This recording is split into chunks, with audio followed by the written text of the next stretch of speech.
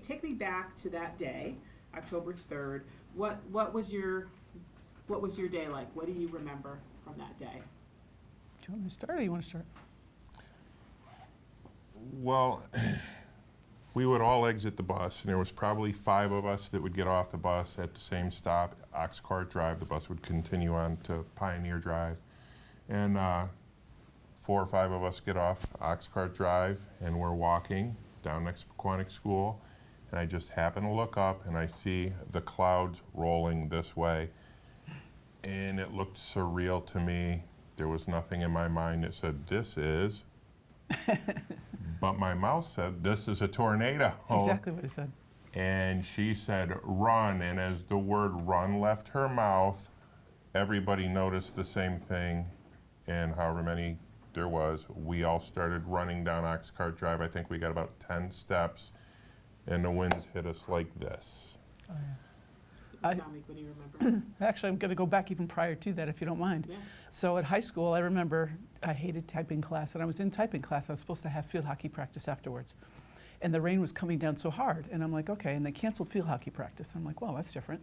So stayed late and got on the bus, and I remembered just how hot and humid it was that day. Like I remember the shirt I was wearing, and it was like sticking to me. I'm like, it's not usually like that in October. And I remember when we got off the bus, when it was raining really, really hard, like it hurt. I'd never experienced and never have since, where it felt like it was like little pinpricks on you, like the rain hurt. And it was raining so hard you couldn't even like see, look straight ahead. It was like bouncing off the ground. We walked about 20 feet, the 4 or 5 of us that there were, and all of a sudden the rain stopped. It was like raining really hard and just went, like somebody just turned off a thing, and we all looked up. And that's when he looked around and he went, tornado, and like run for the culvert. Didn't even barely get that out, and we probably ran maybe, 10, 15 feet. It was like 3 strides, and all of a sudden it was like the wind picked up really slow, it went and then it was like unbelievably strong. I remember when I was running, couldn't see anything around me, and I remember it was like sideways gray and brown, literally forming around my body, so that all I could see is about this far in front of me, and it was just gray streaks this way. I remember it's like so distinctly to this day, and it was picking me up when I was running. I started to lift off the ground and start to get pushed, and so I was like trying to run, but I really couldn't because it was like blowing you all over the place, and you're just like trying to, and it was like literally, I just remember how it just formed right around my face, and I could literally just see nothing, and it was so loud that I couldn't hear anything. And I remember getting picked up a little bit, like I was running, and it was like my feet were lifting off the ground. I started to get really scared.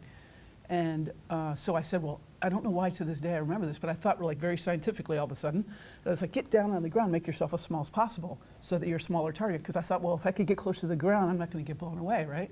So I get down on the ground, I'm still getting pushed forward. And then that was when I got hit with the slate, because there must have been stuff flying everywhere, I don't know.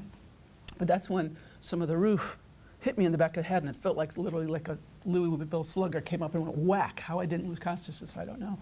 So it hurt, really. I'm like, oh man, that really hurt. Everything that I'd been carrying, I lost immediately, and found it later in the trees. Like my shirt was wrapped around a tree, like down from the house. It was crazy. But got blown down. He got separated a different way, and he can tell all the stuff he did too. And when I got blown down there, the wind shifted, and for all of a sudden you could like see stuff. Like all of a sudden the wind that was like that, it was like really, really strong. And I got behind the neighbor's car. There was a small little car that was parked in the roadway all the time. What's it called? This was with a C. Remember that little blue Carmen Gia? Is that the word? They had Carmen Gias with a K, yes. Oh, is it K? Okay, he's the car guy. I remember the word. But in any case, so I got behind his little thing and held onto the door handle like that's going to make a difference. And the winds were shifting at the time. But I do remember right before I got behind the car, the reason I went to the left side to the Reamer's house was because the electricity, the actual wire, broke, and it was going like this in the wind, and the sparks were going all over the place. And it was like, oh, crap. And it landed on that car. There was a woman driving down the road. And she was driving a Ford Granada, and I'll never forget, the power line landed on her car. She stopped, got out of the car, ran away. I don't know what direction she ran towards the Reamer's house, to the left or to the right. I remember seeing the cars I walked by running with the door open and all their stuff inside the car, and the power lines laying on the car, and obviously the spark that emitted. Yeah. So, Frank, when so Dominique is explaining what she experienced. Did you have any sense of where she was, or what was happening with you at that point? It was so bizarre. The Wizard of Oz, with the cloud and the things blowing around in it where you can't see from me to you, is a very accurate portrayal of what you see, because what you see is a fog of debris, and the only specific thing I remember seeing is what she's talking about, where you think you're going to get blown over, like you see the news people getting blown over. I was down in like a football stance trying to crawl this way, and I saw stuff coming at me, and there was one big chunk of something that hit me. I remember that. And the slate she's talking about, the school had a slate roof. That's what I got hit with. And there was little pieces of slate stuck in the front of our house across the street. And the fact that only one person in the immediate vicinity got really injured is remarkable. I didn't know where she went. I literally didn't know where anybody went. It was You got like blown just apart. panic mode of, can I survive and not get blown away? Yeah. Wow, that must have been terrifying. So you're holding onto a car at that point. You're in your world. You don't know where each other are. You don't know where any of those other kids are. Nope. So how did you have a sense of time? How long did it last? I would estimate, because of course, obviously, everything seems slow motion when you're going through it, but realistically, from the time we got off the bus till the time I was behind the car, because there was more after that, but time I go in the car, realistically, probably 45 seconds to a minute. Yeah. I was going to say something like that. Yeah, it seems really, really long, but you think about it, every stride, that's like 1.5 seconds. It really wasn't a huge amount of time. And then got behind the car, and the winds shifted. Like all of a sudden, it kind of became quiet, because apparently it had jumped over to Hollowbrook at that point. Because all of a sudden, I saw the house on the corner of Hollowbrook and Oxcart Lane on the southwest corner. Just literally all the windows, like the roof went, and the windows, and the roof just, it's like it was like someone took little pieces of debris and they just started floating off. And I remember somebody had a pickup truck on Hollowbrook, and it just went, boom. I don't know whose it was. It was like literally the wind just pushed it forward. There was nobody in it. It wasn't being driven. It was being pushed with the wind, and it went, boom, and it tipped over. And I remember going, holy crap. And that was when it got really, really quiet for us. Like it was still loud and raining hard and stuff like that, but like where I specifically was, I'm like, oh, get into cover. Like all of a sudden I could see. And it wasn't raining well, if it was raining, I don't remember that part. And I ran to the Reamers' side door, because their front entrance isn't to the street, it's to actually where the little creek is and stuff. And I'm pounding on the door, and of course it seemed like 5 centuries until they answered it. It was probably about 3 seconds. They opened the door, and I went in, and I went downstairs. I was hoping to find him, but he wasn't there. And I was bleeding crazy at the time, which I had no idea about, because of course you're all on adrenaline. And get down into the basement, because that's where a bunch of other people will huddle up, and started to feel like kind of woozy and a little sick and stuff like that. And then I, of course, the whole adrenaline thing, I started shaking, and then I was really cold and stuff. And people were actually upstairs apparently making phone calls. And then he finally found me, but he can tell me all the other stuff he did. He did a lot of other stuff in between. But I was basically down from down there. I stayed there until ambulances came. I was in the first ambulance out of the area, which took a while because, and it was weird because it was so sunny when we left. But there's trees down everywhere, and they had to really, really be careful trying to get to wires. And there was one of the kids down the street who was on Hollowbrook, one little girl who was crying really loud because she was hurt and stuff like that. And I was thinking, I'm a lot more hurt than you. Could you stop crying? It's hurting my head.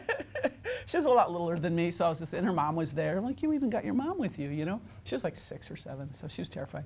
But it was really hurting. So I was like, All right, so take me, Frank, pick up where we left off with you. So you're, I think you were still, you were looking at the woman in the car, right, with the... I saw I almost couldn't see the car, but I could see the power line arc on the car. And I'll digress and say that I noticed that she left the car running with the door open, her pocketbook, keys, everything's right there. I noticed that afterwards. I made it to the Watroba's house, which was directly across the street from our house. I banged on the front door because it was on the downside of the wind, so I could kind of hide behind the house, and oddly somebody opened the door, and oddly I even knocked on the door, but they let me in the house. Everybody went down into the basement, and I think about the time I got to the bottom of the stairs in the basement, there was probably 4 or 5 people there, including the 2 Wetruba girls, and it stopped, the noise stopped, the thundering noise stopped, and I thought to myself, well, my sister's not here. There's no noise, there's no danger, and I went back upstairs, and everybody wanted to stay in the basement. I went upstairs, went outside. I didn't know where she went. Maybe she went to our house. The wind was blowing towards our house. I went to our house, I didn't find her. I found my dog underneath the back porch. The back porch had collapsed, and my father had wood piled shoulder high, so the wood supported the porch. I cut the dog loose, and then I went to the next house, which was the Reamer's house, which is where she was.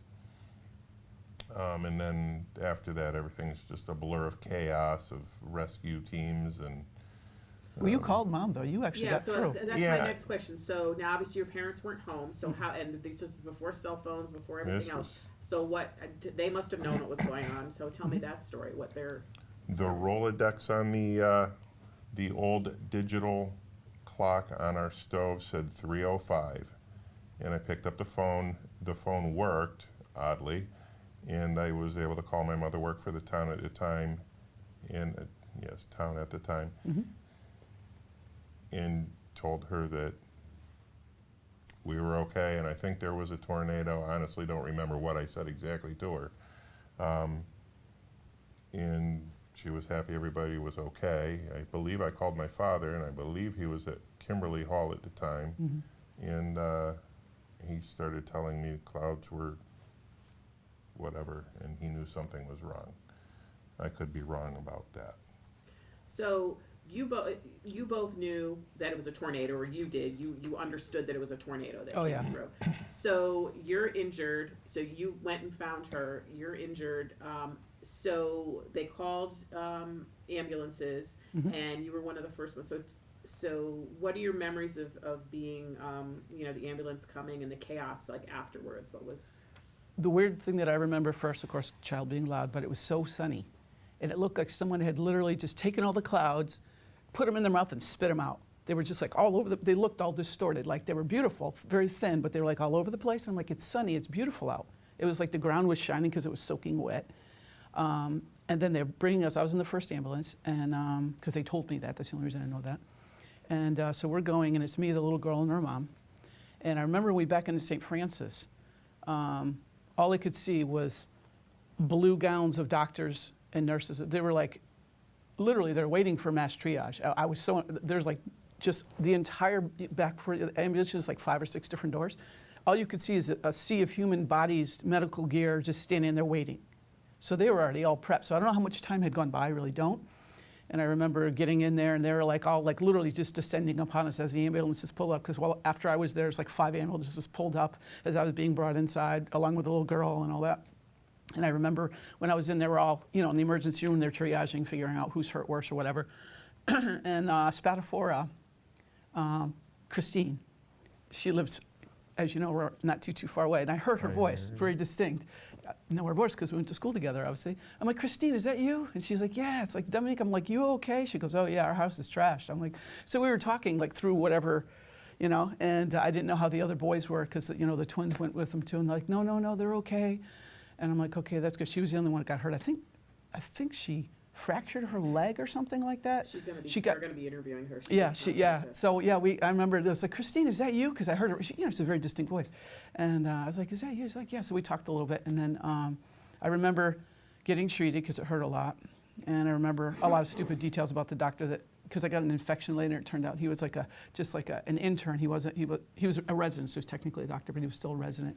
So they pulled everybody to help. And we had to stay in a hotel that night and everything. But before we actually got there, I remember when we got back, and of course I'm 14, I was like, can you put the lights and sirens on when we get to the thing? And there's a National Guard soldier standing at the end of our street, which was, debris everywhere, trees down everywhere. It looked like the disaster zone that it was. And there's this National Guard guy from up the street, Army guy, standing there guarding the street. And it was still light out when I got back. And it was just getting dark, so you could still see. And so they put the lights and sirens on, and they brought to the house and stuff like that. And then we had to, because my parents, I recall, we all met there, and then we went to, what was it, the Holiday Inn? We went to the Tobacco Valley Inn. Okay. So I remember we had to stay in there for, what, 3 or 4 days? I don't know how long we were there, but they wouldn't release us to go back to the house because of electrical hazards. Yeah, that was my question, because the house didn't sustain damage, your house in Oh, particular. It was. I did, actually. It did, but it was structurally still intact. But Yeah. anybody's house that was, they wouldn't let you go into your house because there was downed wires everywhere and such. All right, so as she's being taken to the hospital, what are you doing at that point? Honestly, I don't remember. I think I was rummaging through the rubble, making sure my dog was safe, walking through our house to see what other damage there was. We had a lot of trees in the backyard, one of which went through the roof. There was tree branches coming through the roof, and I mean, some people lost their whole house. Ours was kind of looked like a house still. Do you remember the first time, maybe it was the next day, maybe it was, that you really saw your neighborhood? Like, do you remember that Yes. feeling? Oh, yes. Tell me about that. I actually got up and I went for a walk. Because my hair was, I couldn't like wash my hair or anything like that. So I was like, I almost looked like something out of a horror movie because I had like dried blood. My hair was like, because with the stitches, there's so many hours or something, I couldn't do it. So I couldn't get it wet. So I must have looked like death warmed over. But I remember walking down the driveway and just walking when it was safe to do so, because the Salvation Army guys were already there with food and stuff. I'll never forget them. So kind. And so I walked down, and I remember going down to Hollowbrook and walking down and just seeing how many houses had been leveled. And you're just looking around, and all you're seeing is like plywood and sheetrock and stuff all mangled, and people going through their houses just looking for something. Because Hollowbrook, a lot of those houses got a lot worse off than ours. Ours, all the windows got broke. We had debris all over the walls, and roof damage and some structural damage. But it was a house, like he said. It was totally recognizable as a house. It was just trashed a bit. But other people's houses, literally, you had foundation, or part of a foundation, part of one wall. The cars are trashed. They'd been in the garage, but it didn't matter. Debris everywhere, like everything that had been in their houses was strewn all over the place. And people were literally just wandering around trying to help each other, trying to figure out what was there, what wasn't there. And, a lot of people really upset. People kind of really came together. But, obviously you go home and you see there were people sitting in front of their houses crying. And I remember walking through and just how devastating it was. I remember I came home and I was really upset.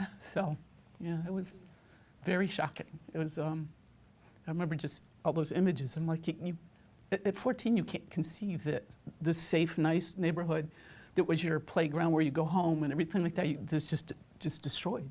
Just absolutely, like, you walk in there and it looks like a war zone. And I was very upset. And so I came back. And my mom told me this because I don't remember it. I was sitting on the front stairs crying, and this guy, some press guy apparently, came up, was with a camera, and was taking pictures of me because I must have looked as devastated as I was. And my mom was like, "Really?" Kind of like whatever the expression back in the 80s was of "really," can you please just go away, And I guess that was like the big deal. I was probably certainly not the only thing. I must have been the first person he came upon because of where we're located, and then he was heading over, but I don't remember that at all. I remember sitting on the stairs, but I don't remember. My mom told me about it later. Frank, what do you remember when you saw the neighborhood for the first time? The Colonial Village has a ravine that runs through it, and it ends at the Farmington River. So the whole subdivision's built around this ravine. Hollowbrook Road parallels the ravine. So our backyard was a nice big backyard, and then a ravine, and the same for all of Hollowbrook Road.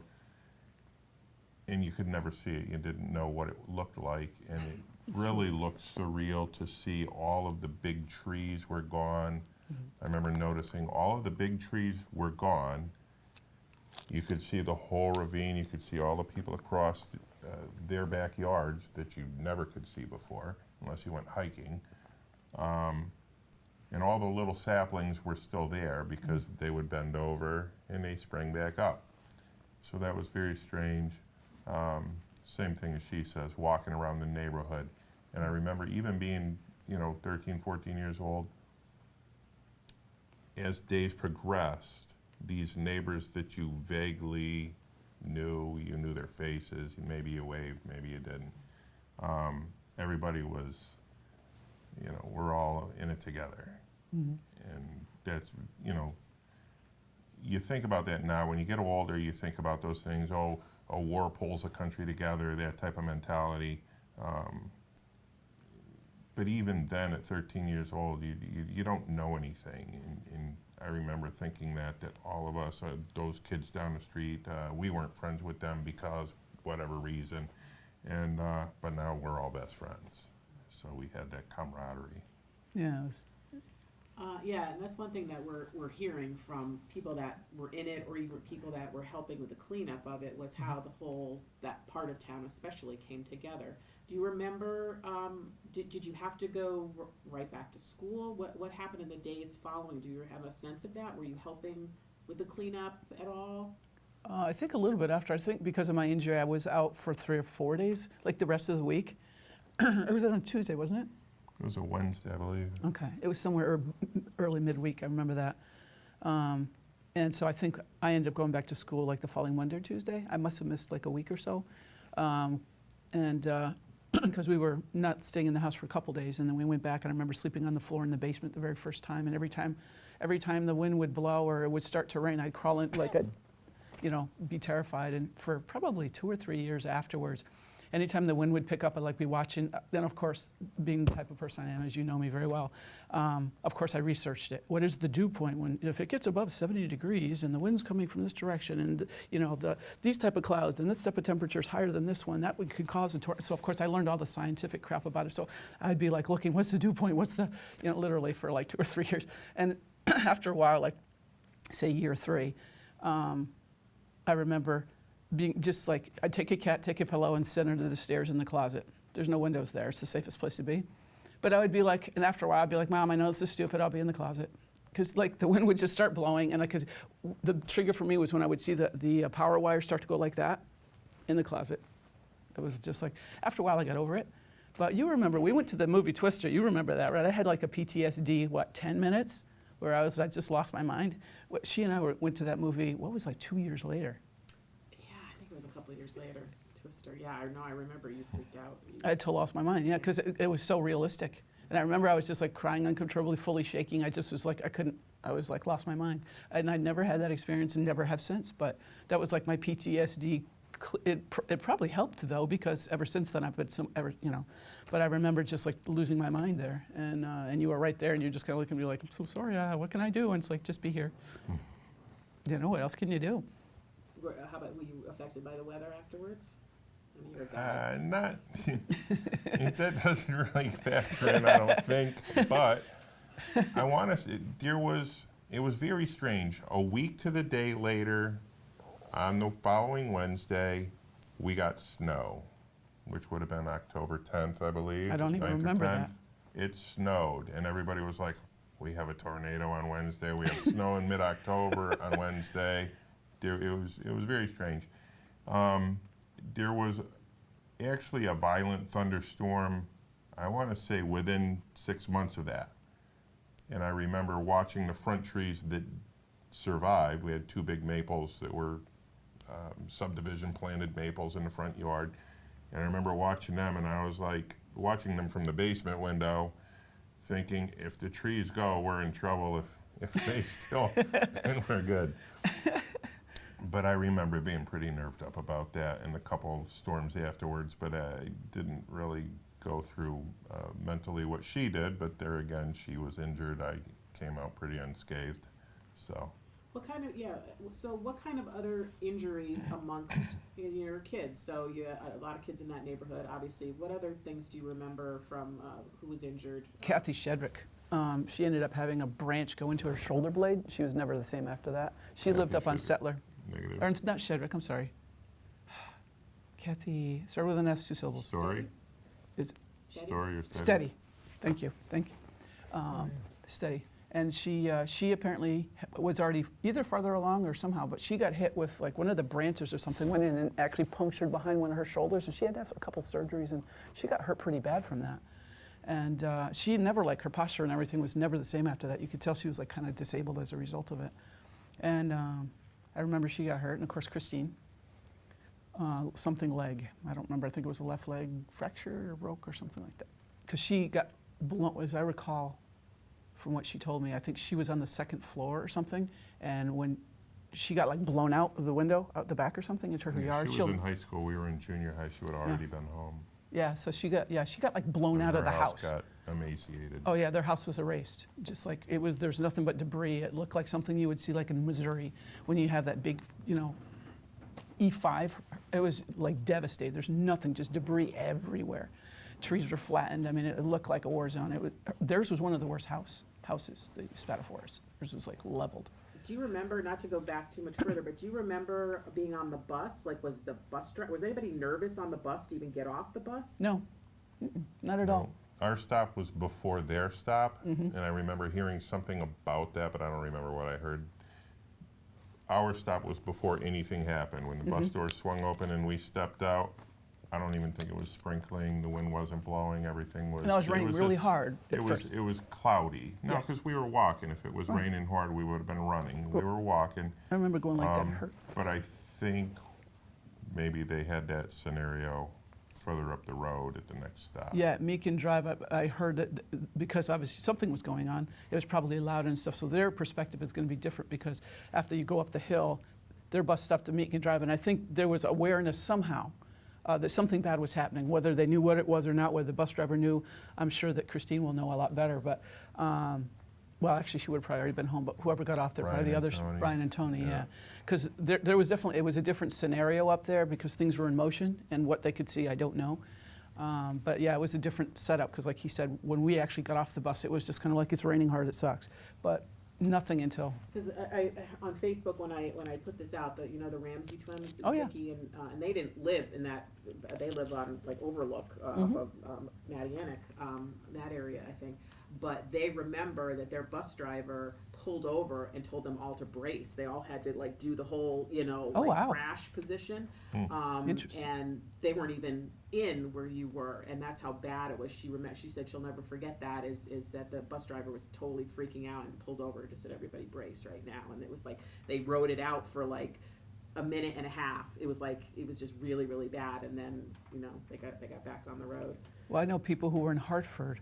A friend of mine who worked at the time, she's 10 years older, she worked up on one of the upper floor buildings, and when she looked over to Windsor, she lived in Wethersfield at the time, she saw those like black and green. She said she'll never forget the sky just looks so, she's like, what is going on? And whoever her boss was said, go home. It doesn't look right, something wrong is happening, just go home. So they were dismissed early, and they found out about it later. Wow. Just a couple more questions here. I had one thing I wanted to make sure to mention, just for like, because if you haven't been in one of these things that I thought was interesting from kind of like psychology point of view, is when I first remembered, for at least the first 6 months or so, remembered, the visions that you remember from what you went through. I never realized initially that I was doing it with no sound. I only had the visual. Like it was so loud that I didn't remember any of the sound. And one night when I had another nightmare about it, just like a little thing of it, all of a sudden the sound came back. But it took about 6 months for my brain to process the sound and how loud it was, like the roaring of it. And then when the audio was added to what my visual was already already set, it was like a whole different experience almost all over again. It was wild because I don't know, at least for me, I did not remember the sound part of it. Because it was too much. I guess my brain recorded it and threw it in the back closet for a while because I had to process all the visual and all the other stuff. And eventually the sound got triggered from something. I don't remember what. But it was a good 5-6 months later until all of a sudden I had the audio just joined it. It was like, oh my gosh. And everybody says it sounds like a train, but it sounds like it was 10 times more than a train. I mean, would you remember the sound, Frank, at the time? I just remember it being a loud, deafening. Like an aircraft ticking off over your head, like right there? We're used to having aircraft overhead with Bradley right there all the time, but it was just the train is an accurate portrayal. But it's louder. Yeah. If you were standing with your ear to the track and a train went by, it would be similar. Just wanted to ask a couple questions post tornado and your neighborhood, and do you have a sense of, because you were kids, so you weren't obviously cleaning up and all that, and you talked about walking through your neighborhood, but do you have a sense of maybe what the adults were dealing with or coming together as far as the actual cleanup? Do you remember a lot of people in your neighborhood? Oh, yeah. Maybe just touch a little bit on that, what your neighborhood was like, 2, 3, 4 days later, what was going on in your neighborhood? There were a lot of strangers out helping us. A lot of people showed up with their chainsaws and those who had trucks and stuff. But we also spent a lot of time in our backyard because my dad had his out and we had a bunch of trees down. We had, like, literally, it was hard. You had to climb over them to get to different parts. You know how the backyard was flat and then it had that little hill, and it was that whole back area where all those big trees were, like you said, were completely down. So you had branches that were going into the neighbor's yard and, just all over the place. So it took a long time to clean that up, and we helped with that too. I think everybody's families, the kids helped out with stuff like that, moving stuff, because there's so much debris. The parents couldn't do it without the kids. All the kids just couldn't. And then you had a lot of people coming up, hey, do you need some help with, people would literally just be walking down with their chainsaws. There was volunteers, yeah. Yeah, there's a lot, and they would wander down and they'd be like, hey, it's like, I don't have anywhere to work right now. Do you want me to help? I can chop up some wood for you. And people would literally just wander around to help. And there's a lot of people just show up. And then after a while, I got to recognize the faces, because you're thinking, at that time, of course, you would never think, is a person going to steal? They weren't doing that. There was none of that. It was, they had the National Guard there, but it was also just to protect people, make them feel better. And But- you mentioned earlier, hats off to the So, Salvation Army. In the Salvation Army, Oh, they were amazing. one of their trucks was parked almost religiously in front of our house in that area. And you could just walk up to the truck and they'd hand you a hot dog, a soda, whatever you wanted. Soup. And that was, for the workers, but we were working as children, so we would go get our hot dog or whatever. Tuna sandwich. Yeah. They were awesome. But they were so friendly. And they were there 20 hours a day, easy. They were there a lot. So there were no looky-loos or people that you never felt that sense of people just coming in and wanting to see that, Actually, I I thought you remember meant for hearing stealing. mention of it. I didn't notice it. I didn't either. But I remember people saying there's a little too much traffic. There's what you're saying. A lot of people just Curious. nosy. And that was probably more in the beginning than later, just brand new. We touched on so much.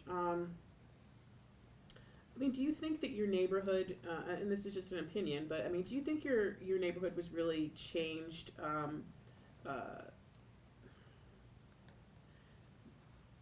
Let me phrase it differently. How was your neighborhood changed as far as the vibe of it after the tornado? Do you think, as kids? Did you notice? You kind of touched on it before. How you maybe were friends with people that you had a bond. I kind of want to maybe just look a little closer at that, and we're talking not immediately after, but maybe even years after. Did you feel any different about your neighborhood after that? I would say for several years up through into mid high school, there was definitely there's a core of people who everybody knew who had been hurt or their house had been destroyed and stuff like that, and there was that kind of respect. I remember we never really talked a lot with Brian Lehman. We met him when we first came and stuff like that, and because he was from a different state, and then he moved in, and he was the popular kid, and all that. So, but after that, it's his house got very, very badly damaged, and there was it kind of settled him a bit. And there's just people like he would say that. You knew them visually, and you'd be like, oh, hey, but they weren't in the group of people that you hung out with by interest, by age, or whatever. Someone could be 2 years younger or whatever. This person was involved in the band, and you were involved in field hockey, whatever. So you don't really, different cliques. But I think, from what I recall, that in school, somehow there was kind of a nodding respect. You would kind of go out of your way of going, hey, just saying hi. I think because of that, and it was just kind of yeah, we're from that area. And we're going to be all right. But I think so. I think so. Do you remember how long? There were, because obviously if they the trailers came into the neighborhood, did it seem like that just got to be a normal thing to see the trailers there? Oh, yeah. Oh, yeah. So how long, do you have a sense of that? I mean, being kids again, you might not have, but how Yeah. long do you think the trailers were there before they rebuilt? Some of the trailers were there for a long time. There was a lot of trailers. And some of my friends, their whole family had to move into a trailer, which it just went hand in hand with the war zone mentality. To me, I didn't think anything weird of it. Well, there's a solution for this problem, and we kept on going with our days, That's the flexibility of a childish mind, is that you're just like, okay, so this is the new reality right now. Okay, Yep. it's weird, but Well it's not said. anymore. It's kind of like, well, this is our new reality, so we'll just kind of shift gears, and so now so-and-so lives in this thing until this house is rebuilt. Okay. But mentally, kids are a lot more adaptive to that type of thing. Nowadays, we'd be kind of like, oh, man, But at that age, you do, like you said, you just like, oh, we're going to have a lot of these, and they're still here, so I guess they're going to be here for a while, and it is what it is.